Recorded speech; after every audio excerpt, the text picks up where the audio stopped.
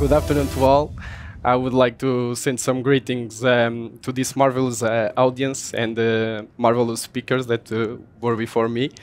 And of course, I'm really proud to be here that this audience wants to hear the voice of a farmer. Firstly, let's start with a question. When you imagine a farmer, what do you see in your mind? In fact, there in the European plot, a farmer, the average farmer, is a male and is above 40 years old. Alongside this, the young farmers that are taking into the farms are getting decreasing. This narrative is the facts that are today. Alongside this, I want also to say that these young farmers really produce an innovative way of farming in a more sustainable, integrable with the social aspects. And that's why we need more young farmers taking into the European plot of farms. Firstly, in second way, I want the first thing that I'm here for was to share my experience as a farmer. And the first thing that comes to my mind, and also to tell you, is that young farmers nowadays are getting more academic studies, getting away from the farms, and come over again to really take over and take these new steps that we really need. We really need new technologies into agriculture, new biotechnologies to improve our farms. And at least in my case, I'm from center north of Portugal. I have a breed of sheep, autochthonous breed of sheep, and I produce some cherries, plums, a really diverse farm, where belong my pre-ancestors, like grandfather's father. Indeed, my father was a young entrepreneur, young farmer, and where we, as a family, and that's it. That's another way or point of view that the farms in Europe and family farming is getting decreased long years ago, and we should support this kind of farming. The CEP, at least in my country, I can see some faults. Of course, there are plenty of good things, and that's a good thing. But at least in my case, for young farmers, we have a program for young farmers. What we don't have is that a program that prepare young farmers to being a young farmer.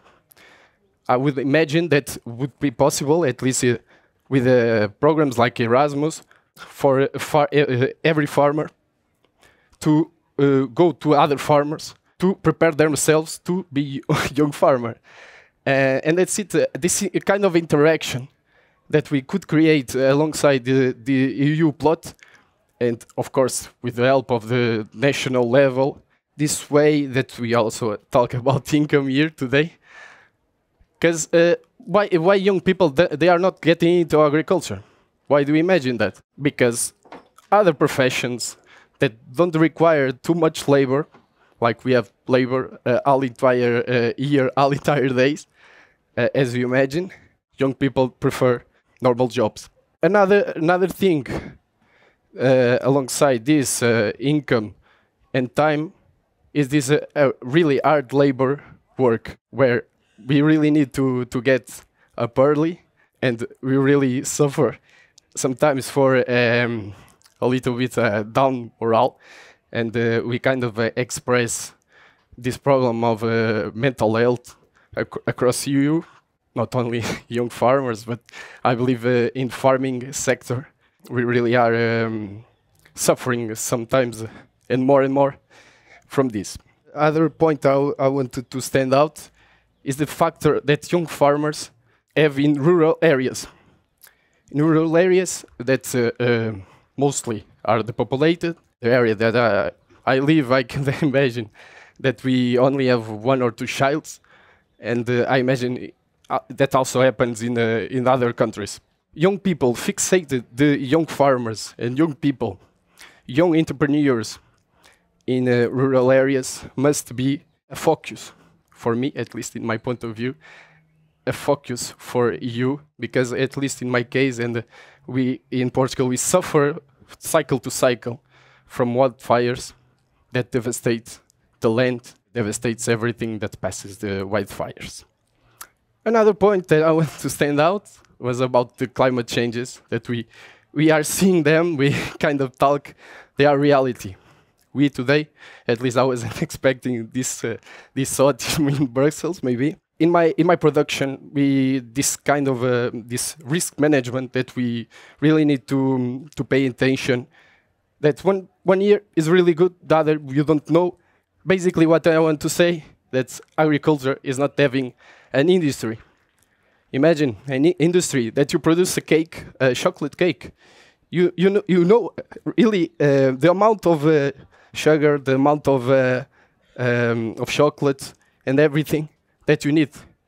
You put those into this thing into agriculture.